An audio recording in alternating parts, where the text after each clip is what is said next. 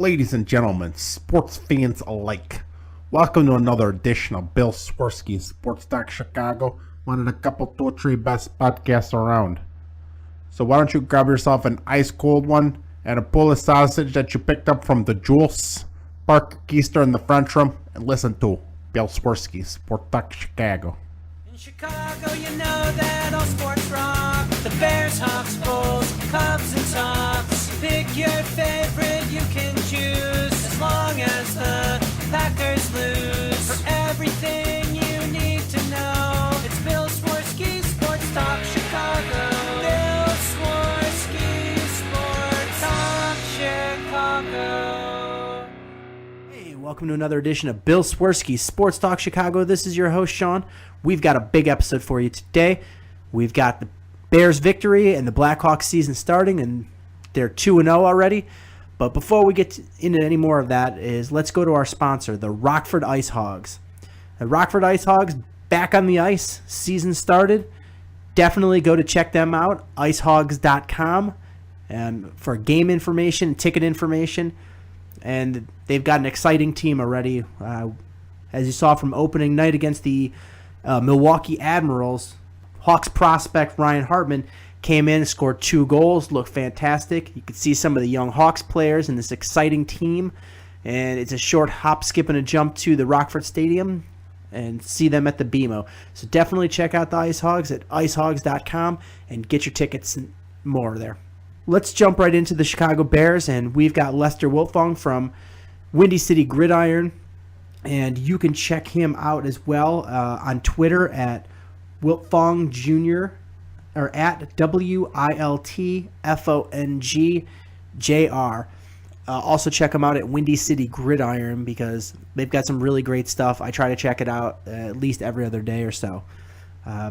So let's jump right into that. Welcome to Bill Swerski Sports Talk Chicago. Lester from Windy City Gridiron. How you doing? Doing good. How you doing, Sean? Much better this week than last. Yeah. The first thing I want to talk about is this is the second week in a row we've had this announcing team with David Deal, and he still can't pronounce Stephen Paya's name. Last week he called him Paella, and this week he called him Papaya. Oh my goodness! You know he's there's some good, there's some bad. You know, I mean, I try and mostly I'm just watching the games. Unless a guy's really, really, really good or really, really, really bad, it's just kind of like background noise anyway. Yeah, that's what I am for the most part. But it's after a big play and both times out, it was just like a funny thing is that you haven't practiced the guys' names when you're doing an announcing gig on your first season of doing this. Yeah, it's okay though. He's young. Yeah, I mean he's really passionate about it, so I'll give him a break. Yeah. So what did you think of today's game? It was a much better performance than they had the last few weeks. Obviously, it was they played the whole game. They still had some issues in special teams, but overall, they were smart with the ball when it came to Devin Hester, and that's the most important part of special teams today was that. So, offense, defense, special teams, they all came through a little bit today. Yeah, I mean, for me, it was definitely a team win, and I thought of the 3 phases that the offense was still the one that was dragging behind, which is really shocking. It seemed that way, but as the game went on, the offense started clicking a little better, and I think it's just one of those things where the offense, because all the injuries early, it's just going to take them longer to get everyone on the exact same page, to get all the timing down, in this offense, and but it's coming along. I mean, the pieces are definitely in place, over there for the offense, so it's going to come. It's just a matter of when. Oh yeah, definitely. I mean, there was a lot of positives on the offensive side of the ball. They ran the ball much better. They got it to Brandon Marshall, and they got him working in the offense. And after a couple of bobbles in the beginning of the game, Martellus Bennett catching the ball. So a lot of good on the offense.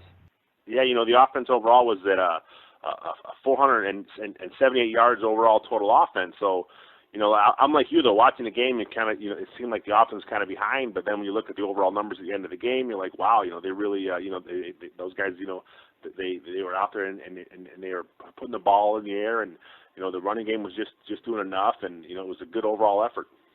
I think what made the perception that way was that this was this was a game where the pass protection wasn't as good as it has been in a lot of the other games this season. I think it made it a little, a little more exciting in a bad way watching the offense play. Yeah, there was some. They only gave up the two sacks during the course of the game. There was one at the very end there where it was. I think it was it looked like it was going to be a bootleg from Cutler, and he was kind of just went down to keep the clock running there. So, but overall there was a little bit too much pressure. Jordan Mills had a really bad game. Micah Ola, he is what he is on the other side. So, they need Jermon Bushrod back, for the next game. Yeah, because they ended up a lot using the Evan Britton as an extra blocker, like blocking tight end / tackle a lot in this game, and that really hobbles how much they're able to spread out that offense when he's in there, because he's not a threat to go out and receive, and every team knows that. So yeah. It's almost like a max protect. Yeah, at some point I really wish they would have an actual blocking tight end that is an actual threat in the offense, but until they can find that guy, I guess we're stuck with Britton. Yeah, I figured with Mulligan in the off season that would be the guy, but they clearly didn't agree. He had some ups and downs in preseason, and then I think he just didn't do enough for them to warrant keeping the threat he brings as a receiver over the blocking that wasn't as quite as good as Britton. But Britton's an offensive lineman, so the guy he should be blocking better. But that's just Trestman. I think he's got to find the guy that he's comfortable with, and until he finds him, it's going to be Britton. Oh, absolutely. I mean, I think he's pretty comfortable with Britton and Mulligan. I think what the ultimate X factor that cost him the gig was the injuries on the team.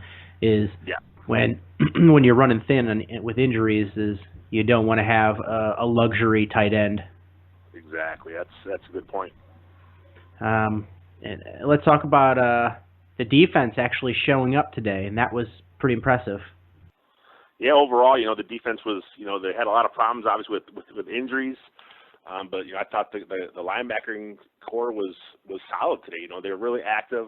I think it was a smart play design by Tucker to have those guys blitzing quite a bit, is because the one thing you want to do with the young guys is have them do something that they can do, and blitzing and being aggressive is something that they definitely know how to do. Dropping in coverage a lot is something they're probably not the best at. So by him, he gave them a chance to be aggressive. I think that really helped their confidence in the game. It also takes when you're a young linebacker out there, especially when you're thrown in there with two in a situation where it's all three linebackers are young linebackers. You don't have somebody to sort of like a Lance Briggs or a DJ Williams who have been around the block a few times to kind of guide you and help you out. Is you start thinking too much. I mean, I think that they really don't want them thinking too much, because then they start second guessing themselves and then you forget what they're supposed to do because they're too busy trying to think about what they're supposed to do, and that creates problems. Exactly. I thought it was a good overall game plan, a real good execution by the Bears D tonight. So it was a good game. Yeah, and I believe last week I was saying that they had been blitzing way too much through the A gaps, and this game there was some blitzes from the outside, and they sent Christian Jones in a lot on the blitzes, as almost like an extra outside linebacker, like in a 3-4. So that was nice to see him sending some things that he hasn't sent before this season.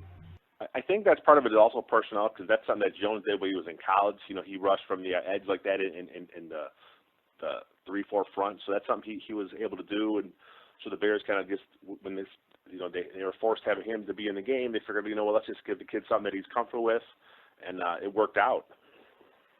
Yeah, and I actually was really nervous when I saw that all three linebackers were going to be out, and Shea McClellan's still out. So that means their top four linebackers are out.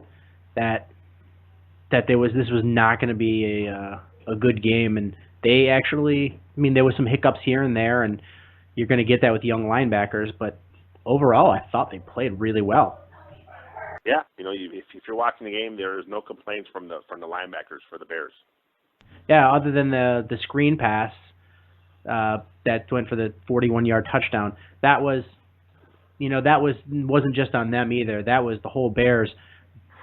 They bit on that screen pass, hook, line, and sinker. It was a perfect play call against the blitz the Bears had on, and I think that's just Atlanta making a play. And then that kid, Smith is he's really a fast player. Yeah, and out there, Gabe Carimi actually threw a really nice block, and they so it was the first one he's ever thrown in his NFL career. But it was a great play call. The Bears were caught completely off guard, and Atlanta they had some good blocks and executed it perfectly. It was a perfect storm for a touchdown there. Yep, it happened. The Bears are gonna, obviously you would love a shutout, but that's just not going to happen. So it was a good play call, and the Bears bit, and it happens. Absolutely, and I was saying it throughout the whole game is, and what aided the Bears defense a lot was every single one of those receivers for Atlanta, from their wide receivers to their tight ends, it looked like they were hearing footsteps. They would drop so many passes, and easy passes in some of them. Yeah, I'm the same way with you. When it seemed like the Bears were out there early being aggressive, and the Atlanta players were just kind of like, they like you said, hearing footsteps. They were a little nervous about going over the middle, and it seemed like it was part of Atlanta's game plan was to go over the middle a lot, and the receivers were said, no thanks, and it was pretty much done. I think they had 6 drops in a day, so it was a rough game for those guys. Yeah, and it's probably a different ball game should they make a bunch of those catches, because some of those were big plays. But in the end of the game, or the end of the day, is they didn't, and the Bears came up big, and the defense looked great because of it. And sometimes the key to a good offense or a good defense is a little bit of luck in there. You got to have luck, part of it was that also, but there was also a lot of pressure. The Bears had 4 sacks. They were in Matt Ryan's face all day, so some of the passes weren't as as on the money as they usually are. So that was part of it as well. Yeah, and Kyle Fuller, another fantastic game, going against Julio Jones, looked great. He's always making plays. Every week, he just does something where he really stands out, and you're like, and it makes you realize, what a quality corner this guy's going to end up being. And all the talk about Pro Bowl that you heard from some of the players, it may happen a little sooner than later. Oh, absolutely. He's not afraid of anybody. Those big wide receivers from Atlanta. If you're a rookie cornerback and you're much physically smaller than those 2 receivers, you would think that somewhere in the back of your mind you would be worried that it's a later game, so there's more eyes on you on TV, and these big receivers that have been in the league, and you're a rookie smaller guy, and none of that. He just goes after him. Yeah, Jones was targeted 12 times. He only had 4 catches. I'm not sure on the drops. I think he had at least 2, maybe 3. So it was a really good game plan and really good play by the Bears D. Yeah, and I believe we chatted about it on Twitter briefly, but the Bears defensive tackles, they're looking good, getting pressure in there, and blocking passes, knocking them down. It's I've always liked Paya. He's a guy that he was a pretty high draft pick. He had the bench press record at the combine, but he's a really good overall player. He plays with good leverage. Obviously, he has the strength going, but he's really quick too off the snap. And he had a health problem his first few years in Chicago. He's healthy now, and he's really showing the kind of player that he can be. And this is also his last year of his deal, so he's looking to get paid. Yeah, and then you have Jeremiah Ratliff, who's, when he's healthy, shown what he can do in this league, and he got in there on some. I don't think he showed up too much on the stat sheets, but he was in there on a lot of those quarterback pressures, and he might get credited with a half sack in there on a couple of those sacks because he was right there. So he was always good, and Will Sutton came up with the big pass deflection at the end of the game. Yeah, that was a big play by him. That was his only. I'm looking at the stats here. That was the only thing he scratched on the stat sheet was that pass defense, and that was a big one. Yeah, so I really think that once you get a little more experience under under Ferguson and Sutton's belts that this is going to be it's not going to be the Lions' defensive tackle front, but it's going to be a nice 4-man rotation there. It's a good mix of the really good solid veteran in Ratliff, a young up and coming player in Stephen Paya, and the 2 young rookies that are just trying to make their way in the NFL there. So it's a good mix right there. Yeah. So I mean, hats off to Mel Tucker and that defense. Is they did what they needed to do, and that is regardless of there was drop passes. That Atlanta offense is potent. They can run the ball, they can pass the ball, they could put up a lot of points, and they didn't. Plus I'm not sure what the record was, but for that guy, Matt Ryan in the Georgia Dome, he's pretty good, and the Bears beat him there. So that was another one for the Bears. Yeah, didn't they say it was like 38-10 there? Yeah, it's really. I saw the stat on Twitter earlier today. I can't recall it offhand, but he just does not lose there very often, and he did today. Yeah, and so that was made it much more impressive. And back on the offensive side, I thought Mark Trestman's play calling was much better this week than it was last week. Yeah, he had some plays there that I like the one of the touchdown plays with Morgan. I thought it was really good play design. He had a few stuff in the middle of the field, some of the reverse stuff the end around stuff that he works there with Jeffrey, just to get to a little misdirection look for the defense to think about. But overall, Trestman, he's kind of like Tucker, though. I mean, the better his players are, the healthier they are, the better he'll look as a play caller.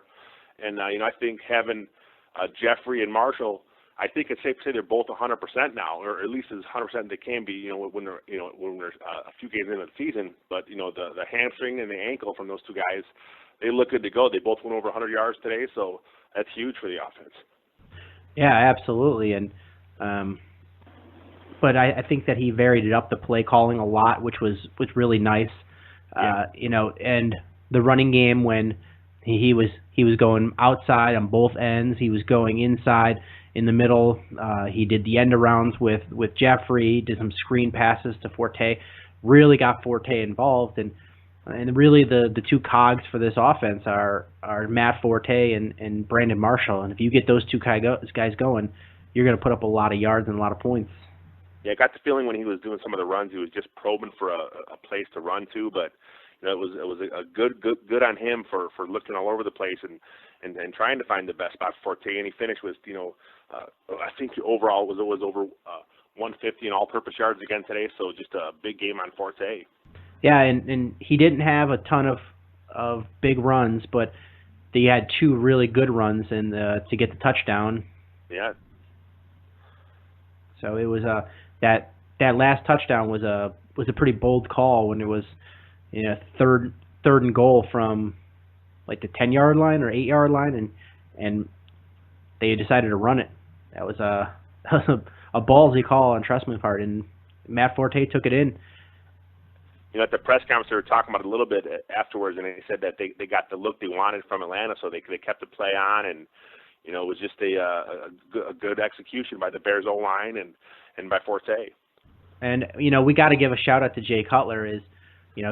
People were down on him last week pretty bad.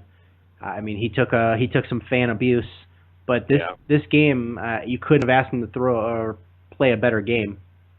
He was solid all the way around. He had the big hit to his head, in the first quarter, and it looked like maybe something serious, but whatever happened, he was able to bounce back, and he played a really good game overall.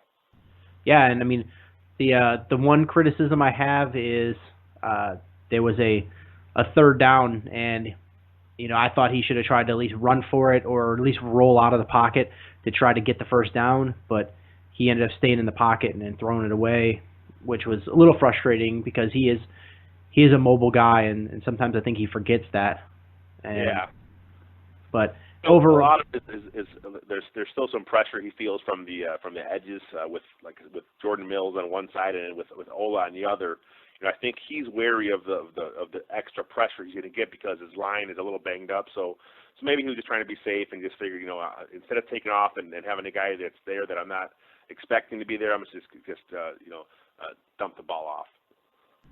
Yeah, and it was the the touchdown that was called back that he threw to Jeffrey, where Jeffrey went out of bounds in the back of the end zone, but that was a great play where he rolled out of the pocket and redirected the wide receivers. Like, that was nice to see him really take charge of the offense. And then what was even better than that is after Jeffrey caught the pass, his celebration, he was just, you could just see the passion, how excited he was about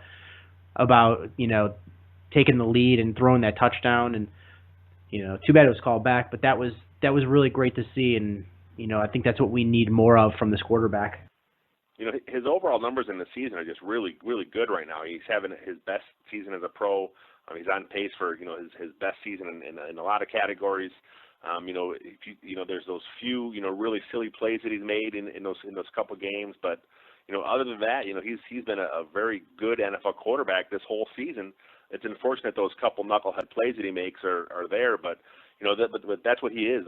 He's going to give you those silly plays.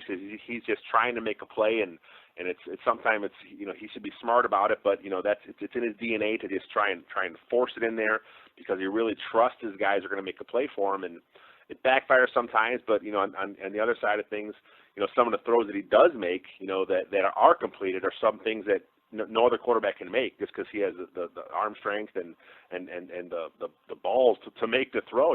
So you got to take the good with the bad with color. Yeah, and I think another big reason that this offense started churning today was last week they didn't really take any shots downfield, and I feel like when they do too conservative play calls and keep everything too close to the line of scrimmage, you end up bringing those safeties up a little closer to the line of scrimmage than you want. Today they took some deep shots with Marshall and Jeffrey and hit a couple, missed a couple, but if nothing else, made those safeties a little less likely to creep up towards the line of scrimmage. Yeah, I think part of that's their health also. I think it's Jeffrey, even though he hasn't been on the report for injuries the last couple weeks, hamstring is still one of those really tough injuries. It gets tight on you. You have to build yourself up to the confidence where it's an afterthought. And then with Marshall, he came out this week and said that the last few weeks he should have been on the bench. The ankle was so severely sprained, but he was out there playing anyway. So I think having those two guys back closer to 100%, it's going to help them go deep, like you said, and it's going to help take the safety so they can't always cheat up, and it keeps an extra guy out of the box. So it's going to open up so much things if the Bears can go deep again. And I think in a couple of weeks when we get Marquise Wilson back, if he does nothing else, he brings the ability to go deep, a third guy to go deep. He's an extra guy to put in the seam, and he's an extra guy that's got he's size. He's 6'3". He added some weight and muscle in the off season. He's the guy that I was really excited to see play, and unfortunately we got to wait till week 10 to see him. Yeah. The biggest criticism of this game has been one that I think we've talked about several times, and is their lack of kick returner. My goodness! And it was just so evident in this game that Chris Williams is not an NFL caliber kick returner. I always thought he might be a little better as a punt returner because he seems to want to stop and start a little more often. He's that shifty kind of speed, where kind of like, what it was with Devin Hester. When he's doing the kick return, he doesn't have the strength to run through the arm tackles when you want him to go real fast and just hit the hole real hard. He doesn't seem to have that kind of size and strength to do it. He has the speed and the quickness, but he has not been able to get going yet. To be fair, I haven't seen much too many lanes there for him to run through. But this is something that has to get better. Otherwise, just take a knee every time the ball gets kicked. Yeah, it's getting to the point where it's a bit ridiculous, and I know you're limited by the guys you have on your roster. So who knows what they're going to do going forward, but something's got to change because he's not an NFL caliber returner, and even Devin Hester, who's not the same guy he was a couple years ago, when he touches the ball, that he could take it to the house, and Chris Williams is not that guy. There's been nothing, and from Santonio Holmes either. He's a guy that for the punt returner, he hasn't been able to do anything back there, and they have no return game at all right now. And again, part of it is the blocking schemes. Maybe they're not there for him. Maybe there's nothing for them to hit. If they were to go, but it's like you're playing. You're already stuck behind the 8 ball when you have nothing in the return game. So the Bears have to find a way. I think they're going to give these guys another shot, another week. I don't think they're really going to make a big change. I mean, there's not really much out there. I think they brought in Trendon Holiday from the Broncos. He's a free agent. They brought him in this week. He left without a contract. So I got to think that they're comfortable in Chris Williams because he was the plan, when they let Devin Hester go. So I think they're going to just ride him out until they can't. Yeah, I mean, it was clearly he was the plan because it came out this week that Devin Hester said the Bears never even called him after the season was over. Yeah, I'm not surprised. I mean, he everyone forgets that he went to Trestman and said, I don't want to be on offense this year. I'm talking about last off season. So, the Bears had a guy that was only going to do that, and at $3 million a year, you can't have a guy in your roster that's only going to be a returner, especially in this day and age where the kickoffs have been moved up. So that takes that out of the game, a lot of it anyway. So it's just too much money for a guy that's going to be limited. Had he been willing to work in the Trestman offense and work in the system, I think he could have been a guy that was similar to some of the stuff that Percy Harvin does down in Seattle with the jet sweeps and stuff like that. But it just wasn't in the cards, and he didn't feel comfortable with Jay Cutler. Obviously, there was a little bit of a friction there, but it was a time to move on. I didn't like seeing it because I'm a fan of his, obviously, but it was a time to move on for him and for the Bears. Yeah, those are my sentiments exactly. I said it before the season started that I don't have any bad will towards the guy. I really like Devin Hester and everything he's done for the Bears, and I would support if when he goes up for the Hall of Fame when he's eligible that he goes in. But it was time for him to move on. He clearly wasn't going to be a part of this offense because it's a reasonably complicated offense, and he doesn't pick up the plays well enough to be a good cog in it. And Jay Cutler doesn't trust him because he hasn't been able to grasp the offense, and he's not in the places he's supposed to be. And he's always been a sloppy route runner. And a lot of it came from early in his career, though, where he was kind of force-fed to Cutler as the number one guy. And, there was the famous comment where Cutler said he's not a go-up-and-get-it kind of receiver. So that kind of stuck with him throughout his Bears career. And, he's just a guy that was always miscast. He never should have been the man. He never should have been, the top receiver on an offense. He always should have been a third option, a guy like we talked about with like Harvin in Seattle, where he's a guy that's getting a few end arounds, a few jet sweeps, just a guy that kind of give the defense a different look, some bubble screens, some slip screens, and then every now and then he goes deep. But this is just a guy that was always miscast, and he's in a good spot now in Atlanta. They're really smart with him. They're not giving him to do too much to do. They're giving him just enough to keep him involved and to give defenses something to think about. Yeah, and part of that fault was on Jerry Angelo and Lovie Smith because they came out and said this is our number one guy. I think Lovie was trying to do it to build confidence in the guy, and I think Jerry Angelo was so not confident as a general manager that he felt he needed to explain why he gave so much money to a guy who's a kick returner to the fans. Yep.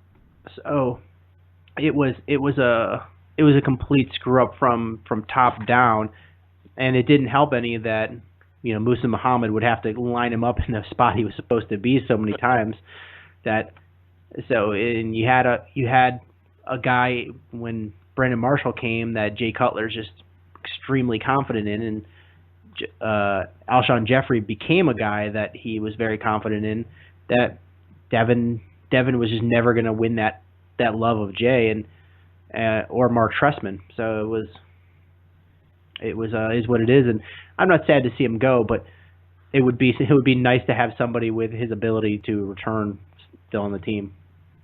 It would be nice to have someone that can get the ball to the 20-yard line once in a while. Yeah, I don't think we've had a kick return to the 20-yard line yet without a penalty. I don't think so. Yeah. It's sad, and Santonio Holmes, I think he's had a couple of good returns as a punter, but I think they were all called back on penalties. So who knows if it was the penalty that allowed him to do it or what, but you haven't seen anything on that side of the ball either. So that's something they're really going to have to work on going forward if they expect to compete in this division.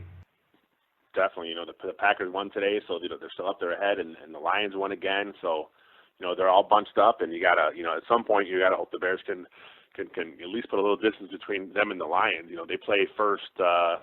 Is it in 2 weeks or 3 weeks they play for the first time? So that's going to be a huge game. Yeah, I mean, the Vikings showed what team they were this week, I think. Yeah. That's just a young team. They got some problems obviously with the running back situation and with the quarterback as a rookie, and he's going to go through his growing pains this year, and so as much as you like the young talent on that team, it's too much to ask them all to come together and be an actual contender. So they're going to win a couple games more, but the Vikings are definitely, I think, the fourth team in the NFC North. Oh yeah, absolutely, and I think it's going to come down to as well as it should, is I think the division title is going to come down to who can win the most games within the division, and I think to do that you have to sweep the Vikings. Yeah, definitely. And for the Bears is because they're already behind, they're going to have to go to Green Bay and win, and they're going to have to sweep the Vikings and at least win one of two against the Lions. So I mean, it's still a tall order, but doable.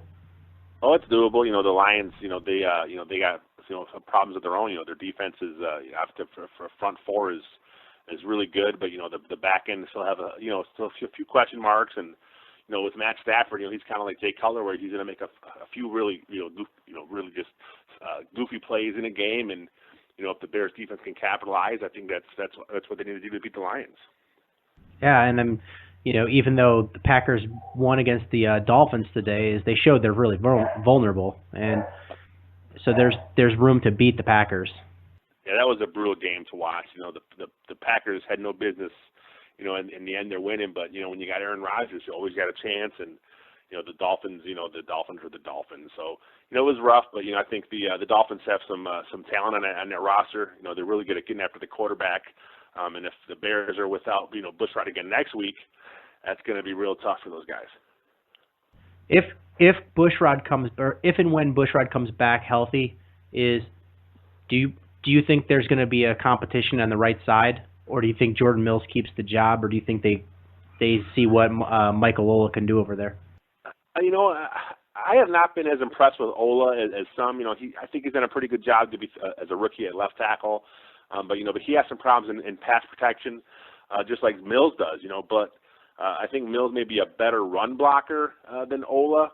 So for that fact alone, I think Mills probably keeps the job. But if he has some more mental mistakes like he did today with the false starts and stuff, I think the Bears may make a switch. Yeah, because this is 2 bad games in a row for Mills, and I mean he was a definite surprise last year in what he could do, but you expect he was still the weakest link on the offensive line, and you expected him to take leaps and bounds. And like we discussed last week, is with him recovering from injuries and things, that he didn't take the steps we thought he would, but he's had some rough weeks last week and this week. And Michael Ola I thought he played much better at guard than at tackle. Yeah, he did. The thing with guard is it's easier to hide your problems at guard.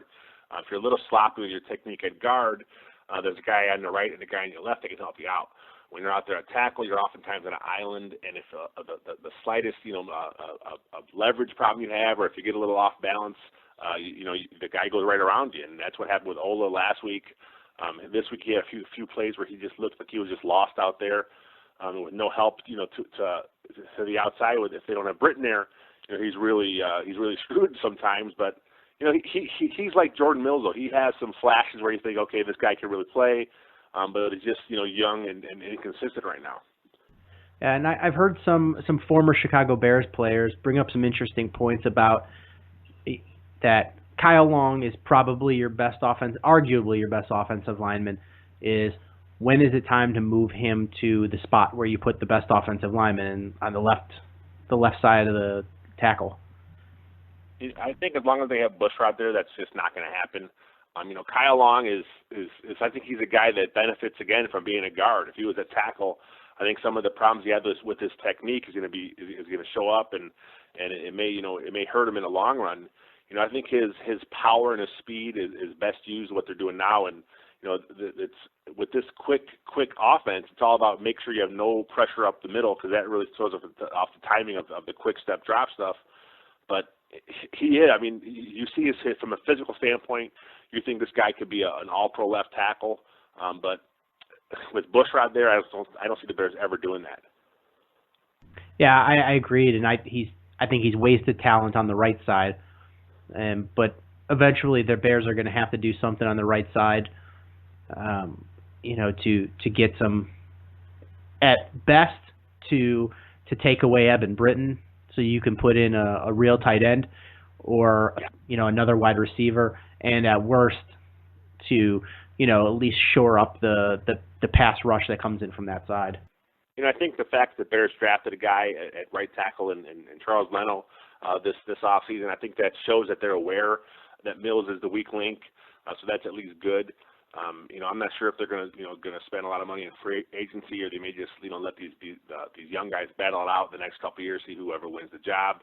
But like what we talked about, Mills is the guy that is going to give the pressure up, because he's just the weak link on the line. And if you only have one guy to scheme around, that's fine. You can do that. If you got to scheme around two guys, both your tackles, you're in big time trouble. But the Bears were able to overcome that today and pick up a lot of yards on offense. Yeah, absolutely. So what do you think going forward is the game plan with the linebacking core? You played well with these young guys, giving them the opportunity, but there's a potential for having McClellan back next week, having DJ Williams back, and I'm not sure how bad Lance Briggs is. I think Christian Jones is a guy that deserves a few snaps here and there. He was one of the top guys in training camp. He looked good in the preseason. From a physical standpoint, he's just a really impressive athlete. And he looked like he belonged today when he played. But he plays a position that's either going to be Lance Briggs's, or he's going to play the other side where it looks like it's Bostic McClellan. And I think he is behind those guys right now. He hasn't learned the middle yet. But I think somehow, someway, they got to get him on the field. And then at middle linebacker, I have not been overly impressed with DJ Williams. He's a veteran. He seems to be in the right place at the right time. But with Sharpton, he looked a little faster. He's a better athlete, and he was really he was hit hard today. So I think they're going to look at the film and you don't want to say a guy shouldn't lose his job because of an injury, but usually that doesn't happen. But in this case, they have to look at Sharpton and think, is he an upgrade over Williams? Yeah, and DJ Williams, I thought when he was healthy last year, played really well, and this year it looks like he aged like 5 years in one off season, which was a really frustrating thing, because I thought he would look good because he was healthy and he had an off season to recover and come back in, but it just hasn't been the situation. This is his 11th or 12th year, I believe, and the thing with Williams is, he's never been a Pro Bowl caliber player. He's always been a solid NFL pro. So if they can upgrade that spot, I think that's something they have to do. And if they think Sharpton gives them more, I think they got to make the switch. Yeah, and even I've been probably one of the biggest critics of Kasim Green since he came in, and I thought he played a pretty good game. It's been clearly the best game I've ever seen him play in the NFL, but he played pretty well, and I was, you wonder if he actually started to get it, in this season, having to time to learn and not be actually on the field forced into action, but being able to sit on the sidelines and learn and watch other guys play. When he was in college at Rutgers, he was a really productive 4-3 outside linebacker. So when the Bears picked him, I thought, this is a guy that eventually is going to be a really productive NFL player, because he came from a similar scheme the Bears ran at the time. The Rutgers ran a Tampa 2 look, so he was familiar with it. He played the weak side, which is the guy that makes all the plays, but he looked lost last year. He looked like he was a little slow. He looked like he wasn't in the best shape. He wasn't really strong enough for the NFL level. Then he had a pretty good off season, and he didn't really flash much in preseason, but he made the roster. So you're thinking maybe he is getting it.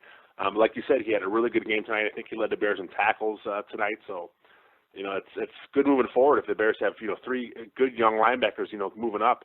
So when it is time to make a change, they have someone in the pipeline. Yeah, the way I look at it is I'm a huge guy for the draft, and when you're looking at it that you've got 3 young guys that have been able to step in, albeit in one game so far, but they step in and play well, it allows you more freedom when the draft comes, as you're not forced into a situation where you have to take a certain position. And it was looking like they were going to have to go safety or linebacker in the draft. And the more options you have going in, the better and more productive draft you're going to have. Yeah, I think that's another reason why Phil Emery is making so many moves, at the bottom of his roster. Obviously one of it is because he has injuries he has to cover up, but also he's looking for a guy. He's looking to bring a young guy in that can, just give the team a spark and prove that he belongs in this level, so he has some future going forward. But he's done a good job building up the depth of his roster, but he still has some work to go. There's still some issues there, like we talked about, a safety, linebacker. You got to see if you got enough moving forward, but eventually, Briggs is going to be gone. Tillman, this is probably his last year. I hate to say it, but he's probably gone after this year. There are some issues there. Jared Allen, even though the Bears just signed him, he's still, you got to eventually find a replacement for him, and Jeremiah Ratliff again in his 30s. So you got to get some youth. You got to build the depth, and that's all through the draft. Yeah, and clearly safety's still an issue. Is even if you buy that Conti's the guy, this is how many straight games where he had to leave the game with a shoulder issue? I think it's every game, hasn't it, so far? I think so, and it was the whole last season. Yeah. I was surprised they put Brock Vereen in that spot, though, instead of going to Danny McCray. That shows that Vereen, I don't know if Vereen has showed enough in practice that he warrants jumping him, or if McCray just looked that bad in the games. Maybe a combination of the two, but I was glad to see Brock Vereen get in there. I think part of it is they know he's the future. They have to see if he's the future, but he's talent-wise and draft pick-wise, is they put stock into him, and they have to give him every opportunity. And he's a physical enough specimen that he should be able to play either safety spot and play it well. But he just has to get in there and see if he can do it. I think the Bears would like him to put a little weight on. It's funny seeing a guy that says I think he's 5'11", 199 pounds. You think it's not really small, but for the NFL safety, most of them are a little bigger than that. I went back and looked at his combine numbers, and they were a lot better than I remember. I think he was the top defensive back as far as the bench. His 40 time was right up there, like in the top 10. So from an overall athletic standpoint, Brock Vereen, he really flashes in that aspect. And like I said, he may be the future at safety. You got to get him some reps. Yeah, and I honestly, I saw a lot of the training camp and watched all the preseason and rewatched all the games, and I don't see the same things as the coaching staff does in the safety spots. So honestly, I can never tell what they're thinking about and what they're looking for as their safeties. So it could be that McCray, they thought he was in the doghouse, even though I thought he played. He doesn't have the speed to get over the top like Conti does. I think he's a very solid and sure tackler, and he knows the plays. He knows where he's supposed to be. Just if whether he can get there, I don't know if that put him in the doghouse, is that he's just not physically fast enough to get to places, or if Vereen has just started clicking and that he's overtaken him. I don't know. Even though the Bears say that their safeties are interchangeable, I think they still want a guy that's a free and a guy that's strong. McCray seems more of a strong type to me. Conti, obviously, the free safety. Brock Vereen, he's a guy that probably do both, but he has the speed, to be a free safety. We just got to get his football IQ up there where it belongs, and if he can work on that aspect of his game, I think he could be the future at safety for the Bears.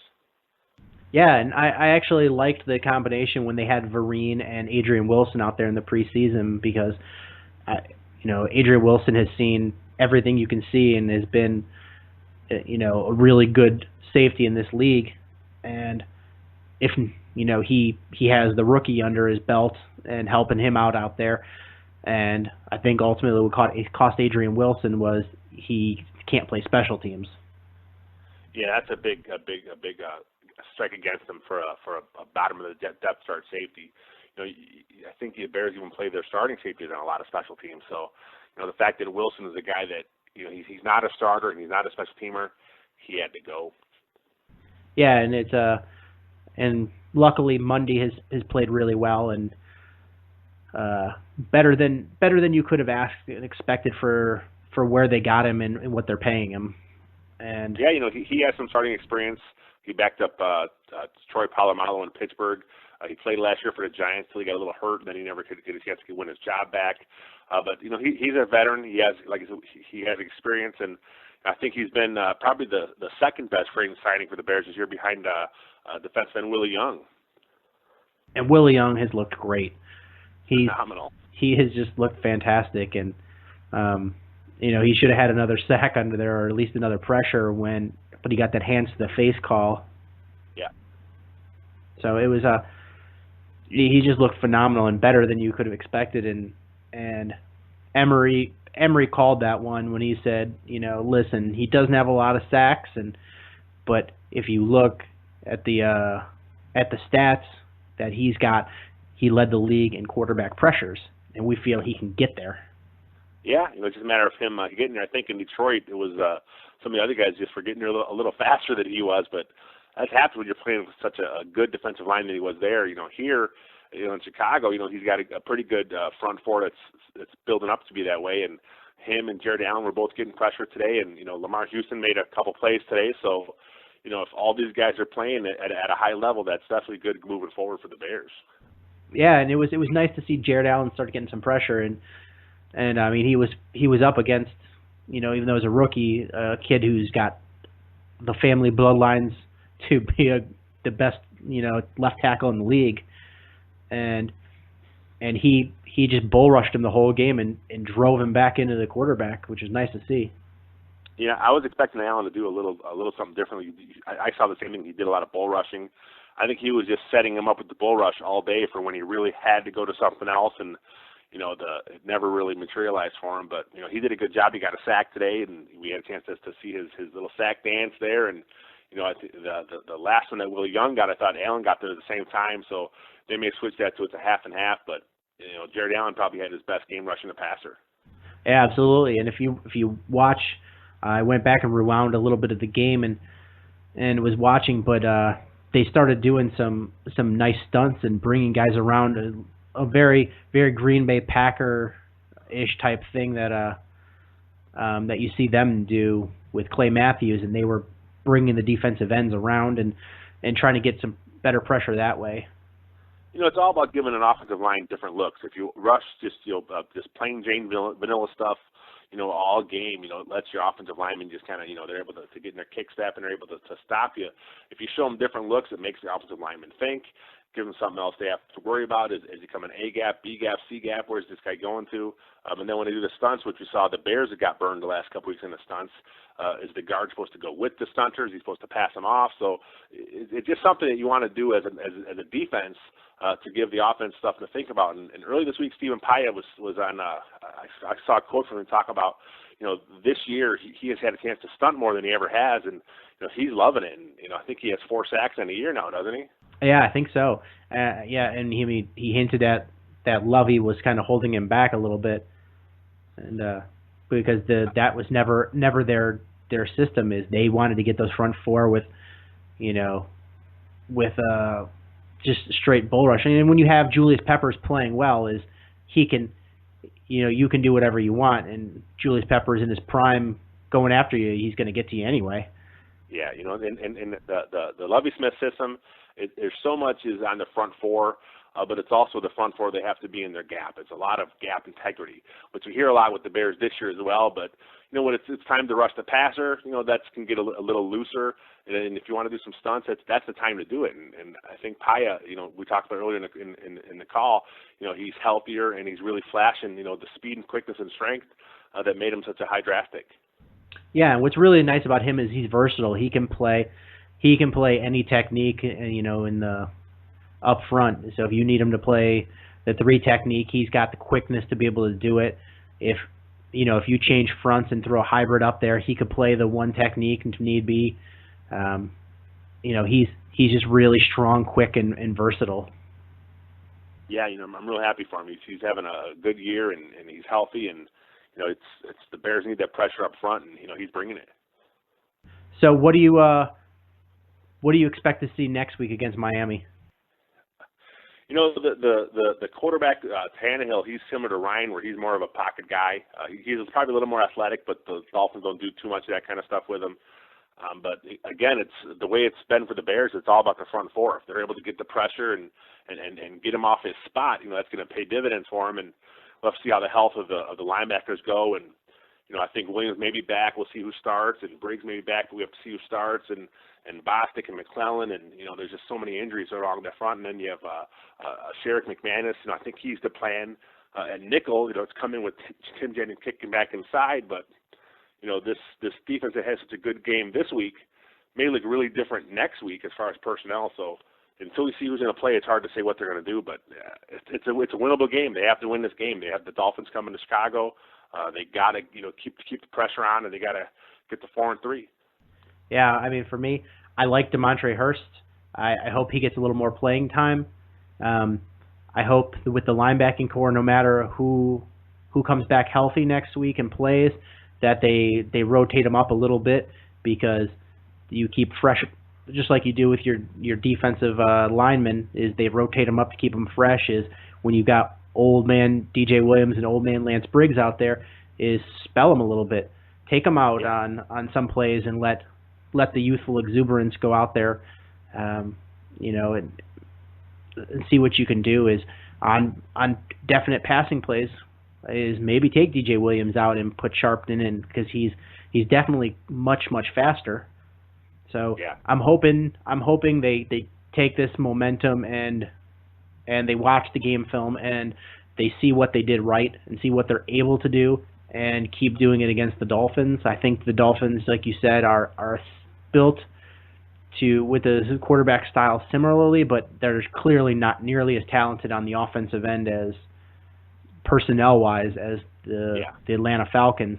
So they should be able to, run or rush the passer much more effectively, and hopefully put the offense in a position where they can be going for the kill rather than, just trying to stay ahead. If they can keep playing the run as good as they have been, they've been playing the run really good all year. Against the Falcons, they only gave up 42 yards rushing, a 3.2 average. So the running defense has been really good. And if you can stop them on first and second down, you now earn the right to rush the passer, and that's what the Bears want. They want to get after the quarterback.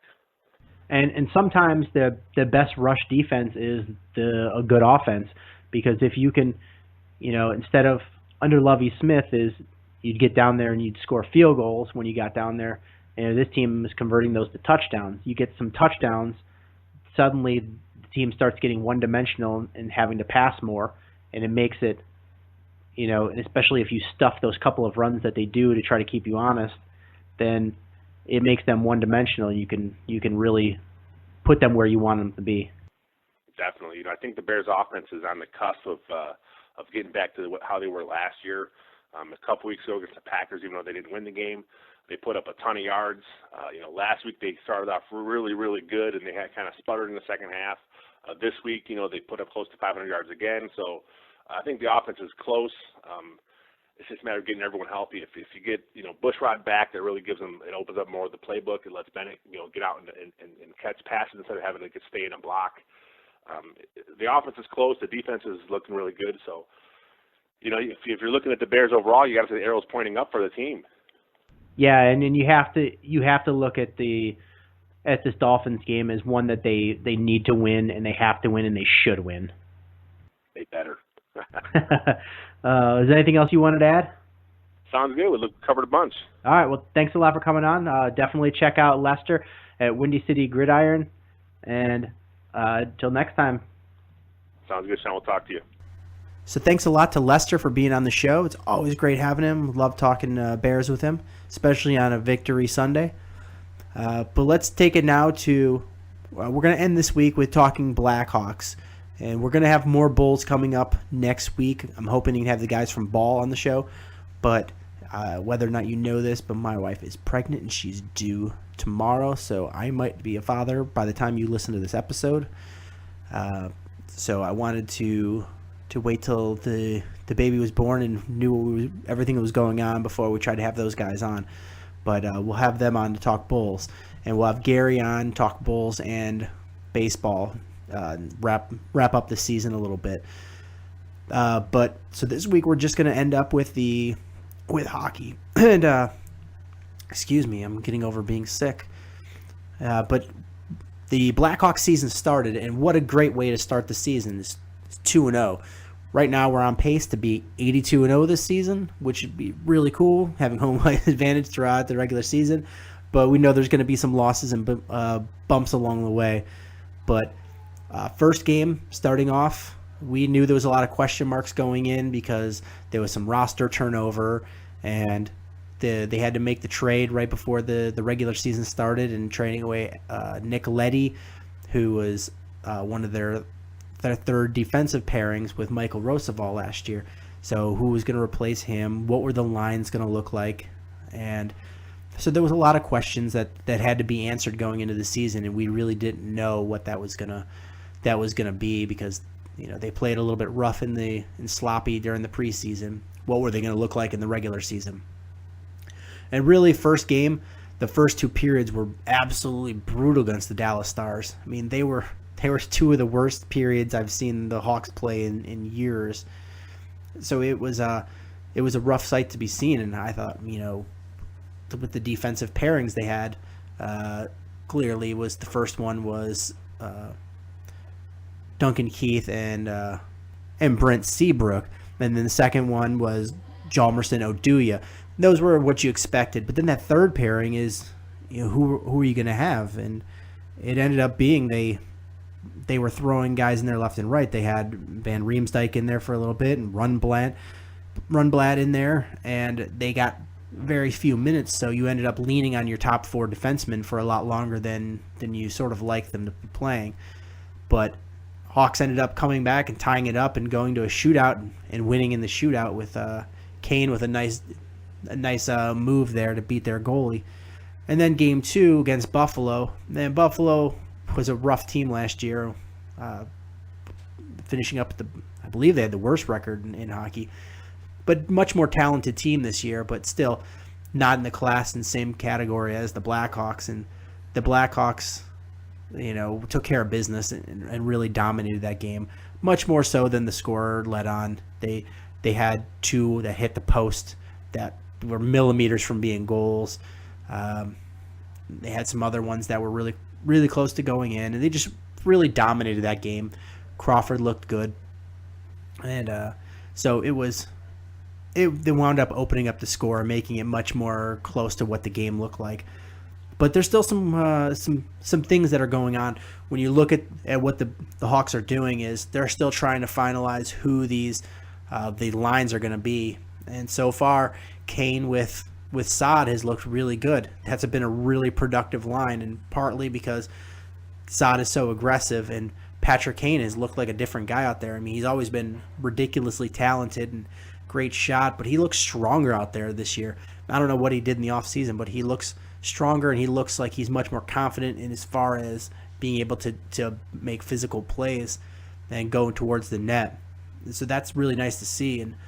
And I had to go back and look at the standings for the stats from the second game, but perception-wise, it looked like they were winning every single face-off when it came down to it, which is nice to see because they struggled in the playoffs at winning face-offs. So now you add Brad Richards, who's a legitimate second-line center, and suddenly you're able to win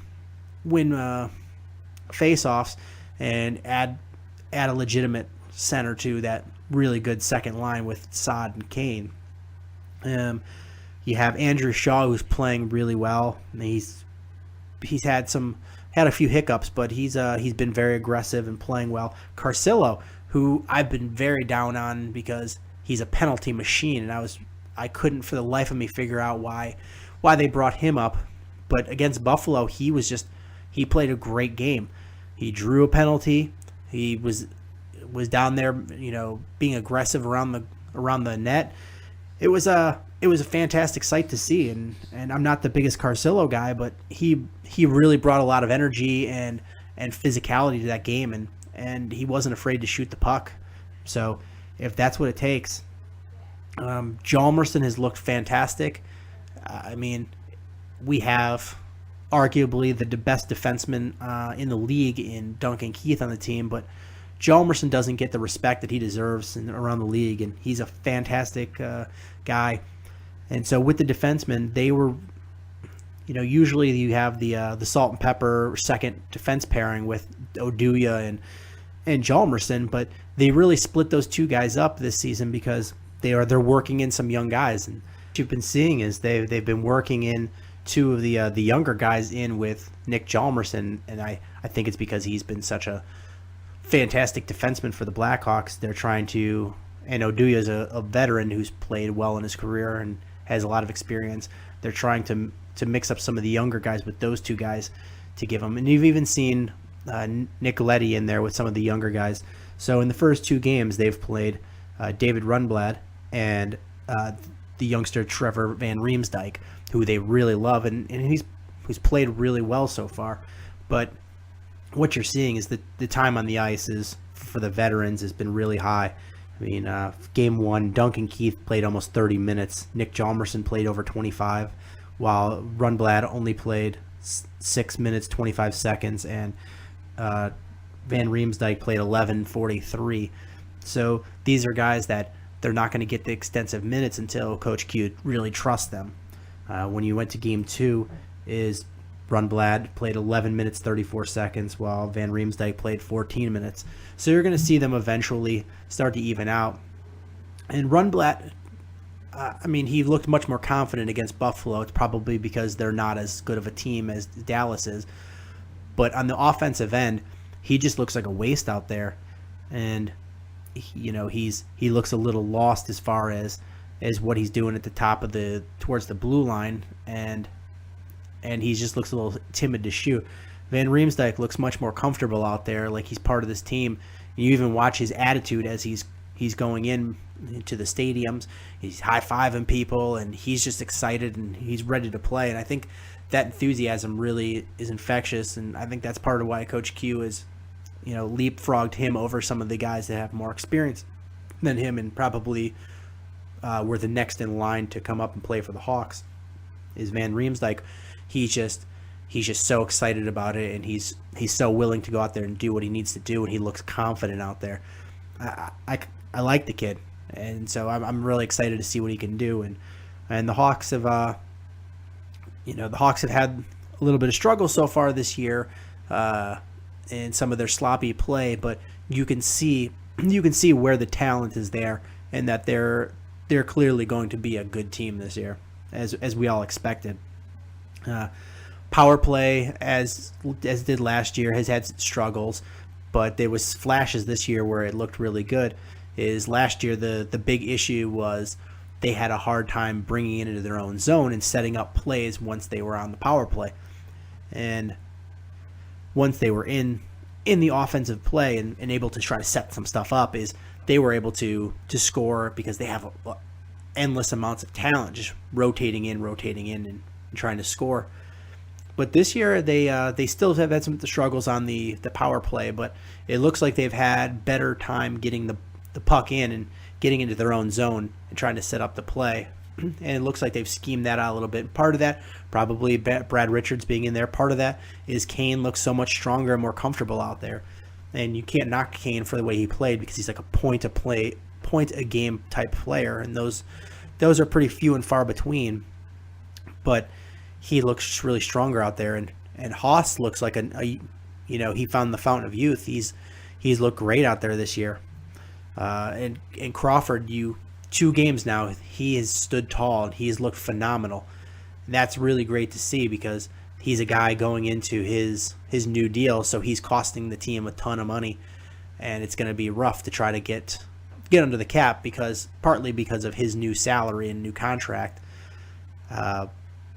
But you really needed him to step up and earn or show that he's earned that money and that he's going to be the guy that they can count on and get hot in the playoffs. And because the playoffs are really about hot goalie and riding him, and that's the Blackhawks. Even in their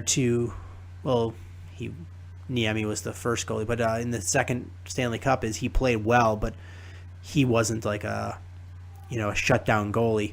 He played well enough, and so you want to see him be able to take that next step forward and really just be that shutdown goalie and that can step up and stand tall that whole night. And these first 2 games even up he's allowed some goals, he's looked great. And when you have young defensemen out there and you're trying to figure a lot of things out, it's a time when this team is really vulnerable. Crawford has stood tall on so many of these plays and made some great stops, and just really looked like he's been honing his craft out there this offseason that you can't take anything away from him. I believe he was one of the 3 stars of the game in both games so far. So that's definitely a something you want to see.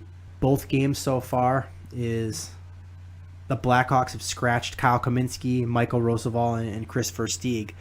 And it was a little surprising with Roosevelt. I mean, I know the guy wasn't the best of defensemen, and he had a rough series against the LA Kings. But you would think that you would want to work one defenseman in at a time, and Roosevelt is a veteran in this league, and be able to work one defenseman at a time. But apparently, Coach Q wants to start early and get these 2 guys some experience. And Comiskey was a guy that they brought in that I think some people were high on, but watching him play, I was not impressed, and I'm sort of glad that he's been getting scratched. And Versteeg is a guy that they clearly don't have confidence in because he was another scratch. So I'm not sure why, what we're going to see. And sorry, I'm going to sound like I have ADHD or something, but I'm going to jump back to, I was saying Crawford being the stars of the game. He was the number 1 star of the game, first game against Dallas Stars, and he was not one of the stars of the game in the second game. And I believe that's just because Hawks put up so many goals. But realistically, he should have been one of the 3 stars of the game because he looked fantastic in that game. So, going forward, I mean, the season has just started, and, we don't really know what we're going to see. The offensive lines, the forward lines are going to be reasonably set. You have Taves, Sharp, and Hossa on the top line. Sod, Kane, and Richards. The rough Ben Smith with Bickle has been with Inshaw. That's your third line, and then Morin with Garcillo. That's one that's actually surprisingly looked good because Morin's a young guy who I really like what he's doing, and Garcillo played really well in game 2. So he's got some youth, or he's been bringing some energy to it with the youth of Morin. So we're excited to see what that does. But Bickle so far has just been, invisible, and he's a guy that you paid a ton of money to, and you really expect some production from, and just Bickle hasn't been doing it. Hopefully he can pick it up a little bit, but if not, he's going to be a guy that you're going to have to look to move because he's making a good sum of money. I believe it's around $4 million, and if he's taking up that much room on your cap, especially when you have the Taves and Kane contract starting next year, that you can't just afford to have a guy that make that much money and be invisible on the third line. So that's really about all about the Hawks right now. Is we'll have a little more in depth. I'm going to try to have some guests on there talking about the Hawks. We've got the season just kicking off in 2 games, and 2 exciting games. One just lighting up the scoreboard, and the other one where it was went in a shootout. But the season's just starting, and so we're gonna have to be patient with some of these young defensemen and some of these lines while we figure out what they're gonna do and how Q's gonna realign things. But it's gonna be an exciting season. I'm really looking forward to what we can do here. And just a little bit about the Ice Hogs. I want to try to do some more coverage of them, as you're going to see a lot of the young Hawks players that are future Hawk players play on there, because that's the minor league team. So Adam Clendenning, one of the defensemen, Steven Johns, Victor Svedberg, Klaus Dahlbeck, Peter Regan, all these guys are on the Ice Hogs. And in the first game, it was unfortunately a loss to Milwaukee. It was the season opener and the home opener at the BMO in Rockford. And if you haven't been to the BMO yet, definitely do yourself a favor and go check it out. It's it's always great to go to Blackhawks game at the United Center, but sometimes if you have a family, or you're a student, or you just don't make a lot of money, the Blackhawks games can be a little cost prohibitive. It's a little bit expensive to go, but when you go to the Ice Hogs games, it's really fantastic. The stadium is really great for AHL hockey. They do a really good job every night and make you feel welcome. It feels like a very family-friendly, family-oriented type environment. It's really affordable. Rockford is not that far. Once you get on the expressway, it's you're not going to hit traffic. You're going to cruise out there. So it's a blast, especially if you're out in the suburbs. It's not that big of a deal to get out to Rockford. I live in the city of Chicago, and I still have no problems getting out there. So it's a blast. They put an exciting product out on the ice, and this game was no different. Is Milwaukee, they ended up losing 3-2, but you got to see a lot of the young Hawks play, and Ryan Hartman, who is a recent Hawks draft pick, the right winger, put up 2 goals, and so it was exciting to see him play and be able to put up some stat lines there, and it was exciting to see him, because he's definitely going to be a future for this team once some of the aging veterans start moving on. As you're going to have to bring this new blood in there, and you've got Teuvo Teravainen, who's he had an assist in the game. He's going to be coming up. Ryan Hartman, 2 goals, and he's going to be coming up. Your future defenseman, Clendenning, Johns, Dahlbeck. It's really great to see these guys. I'm going to have more information coming. It's hard because the games aren't on TV in Chicago, but I'm going to be going to more games in the coming weeks and reporting back for you guys. So that's going to do it for this edition of Bill Swerski Sports Talk Chicago. If you're listening to the show, you probably already subscribe, but if you don't, make sure to hit the subscribe button on iTunes or Stitcher or whichever place that you listen to your podcasts on. If you're listening on YouTube, definitely hit up the subscribe button. Subscribe to our channel, and you'll get every episode of this podcast sent to you without having to worry about it. We try to do it around the same time every week, but this is not my full-time job, so that can be a little hit or miss. Also, check us out on our website at swerskisports.com. That's SWERSKI sports.com. You can check us out on Twitter at Swerski Sports, or Facebook.com/Swerski Sports. And if you want to email us, want us to give a shout out on the air, or if you want to complain about something, or you don't think we're talking about the right stuff, hit us up at billswerskistc@gmail.com.